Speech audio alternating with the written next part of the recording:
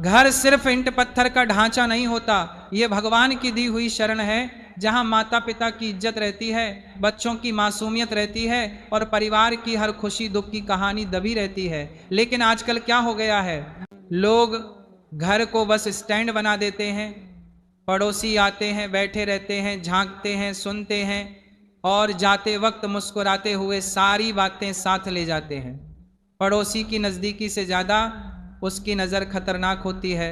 घर जितना खुला उतना राज खुले, और राज खुले तो बात बनी गपशप। लोग सोचते हैं पड़ोसी परिवार जैसे होते हैं, पर परिवार वह है जो गिरते वक्त संभाले। पड़ोसी कई बार गिरते हुए देखकर और धक्का देते हैं। जब उन्हें बार बार घर में बुलाएंगे तो वे आपके घर की कमजोरियां, हालात, पैसों की चर्चा सब नोट कर लेते हैं। वही बातें फिर मोहल्ले में चर्चा बनकर फैलती हैं। याद रखना, जो व्यक्ति रोज आपके घर आए वह कभी ना कभी आपकी शांति जरूर ले जाएगा। इसलिए घर को खुला दरवाजा मत बनाओ, मर्यादा रखो, दूरी रखो और सिर्फ उन्हीं लोगों को घर में बुलाओ जिनका दिल साफ और नीयत अच्छी हो।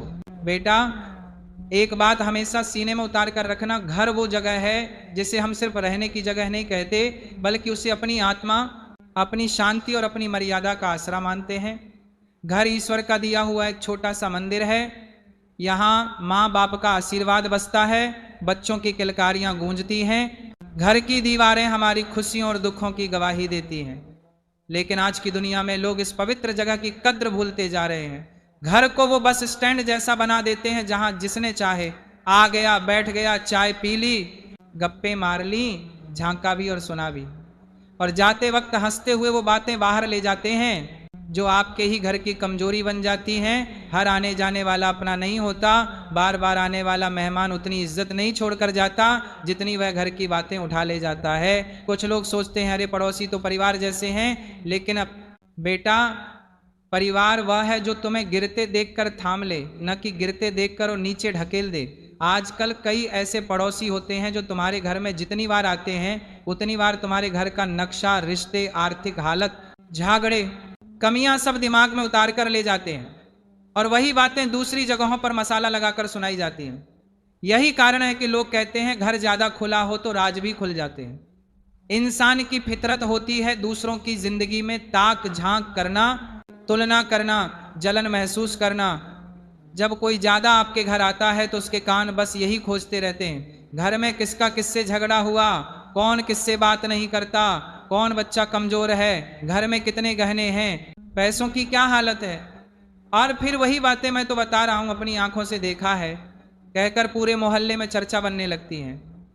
कभी किसी संत ने कहा था, जो बार बार तुम्हारे घर आएगा वो एक दिन तुम्हारी शांति जरूर लेकर जाएगा। पड़ोसी अच्छा होना वरदान है, लेकिन पड़ोसी को घर की दहलीज पर खड़े रहने दो, उसे सिर पर मत बैठा लो। घर की दहलीज पार कराना, किसी के अंदर आपकी निजी दुनिया खोल देना है, और हर कोई आपकी निजी दुनिया देखने लायक नहीं होता। जहां बेटियां होती हैं वहां मर्यादा स्वाभाविक रूप से ज्यादा रखनी चाहिए। जितने मुंह उतनी बातें, जितनी नजरें उतनी टिप्पणी। आजकल मदद के नाम पर आने वाले बहुत से लोग वास्तव में निरीक्षण करते हैं, जो बिना पूछे घर में घुस आए, या तो आपकी मर्यादा कम है या उसकी नीयत साफ नहीं है। घर को सीमा दो, मर्यादा दो। जो दिल के साफ हो, जिनका मकसद सच्चा हो, जिनके आने से शांति मिले, उन्हें अंदर बुलाओ। बाकियों के लिए बाहर की कुर्सी ही काफी है। सुसंस्कारी ऐसा ही करते आए हैं। याद रखो, अतिथि देवो भव तब तक है जब तक अतिथि आदत न बन जाए। जब कोई रोज आने लगे तो इज्जत कम और दिक्कतें ज्यादा होती हैं। रिश्ते तभी पवित्र रहते हैं जब उनमें दूरी और सम्मान दोनों बने रहें। हमारे बुजुर्ग कहते थे, बार बार मिलने से मिठास खत्म हो जाती है। तो घर में प्रेम रखो, पर घर की सीमा भी रखो। सिर्फ शरीर ही नहीं, मन भी घायल होता है, उसके लिए भी मरहम चाहिए। घर में रोज प्रभु का नाम लेकर बैठो, प्रार्थना से वातावरण पवित्र होता है। धीरे धीरे भीतर की सारी आग ठंडी होने लगती है। अपने बच्चे के नाम से रोज दीपक जलाओ, बोलो, हे प्रभु मेरे बच्चे को विवेक दो, उसे सही रास्ता दिखाओ। ये शब्द हवा में नहीं खोते, ये ब्रह्मांड में गूंजते हैं और आत्मा तक पहुंचते हैं। बच्चे बुरे नहीं होते, बस कभी कभी रास्ता भूल जाते हैं। माँ बाप का प्यार वह नक्शा है जो उन्हें फिर से सही रास्ते पर लाता है। हर रात का अंधेरा कभी भी सूरज को रोक नहीं सकता। बोलिए जय श्री कृष्णा, राधे राधे।